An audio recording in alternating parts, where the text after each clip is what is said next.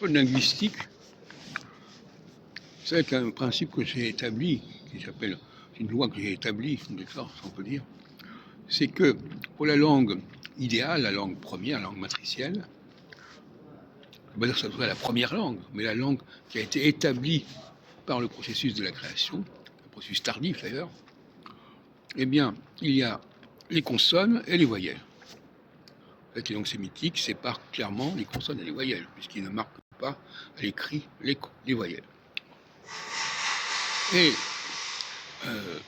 les consonnes en français sont la marque du début du verbe. Et les voyelles sont la marque de la fin du verbe.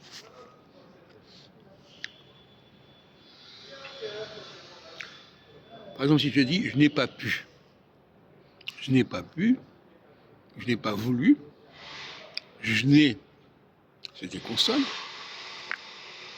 J-N, ce sont des apostrophes, ce sont des consonnes, ou apostrophes écrites ou pas écrites. Et puis voulu, ça se termine par une voyelle. Comme je n'ai pas su, je n'ai pas voulu, je n'ai pas lu, je n'ai pas vécu. Ce sont des U ça se termine par des U. Ou alors ça se termine par des et.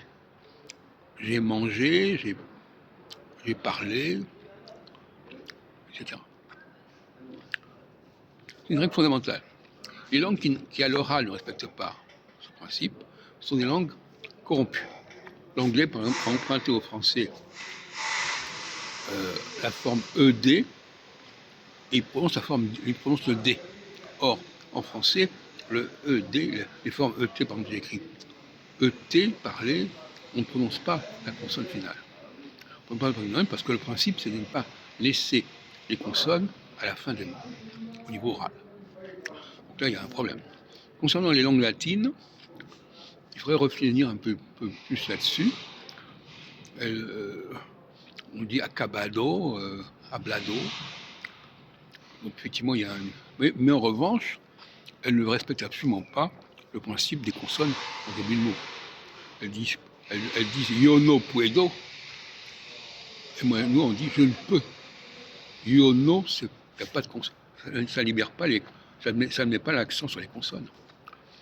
Donc là, elles sont embarrassées par les voyelles qu'elles n'arrivent pas à éliminer en début de mot. Donc voyez-vous, le français est donc supérieur aux langues latines. Et en allemand, en allemand ça ne va pas beaucoup mieux non plus. Donc cette règle-là, vous me direz, elle est peut-être arbitraire, enfin elle existe, elle est fondamentale.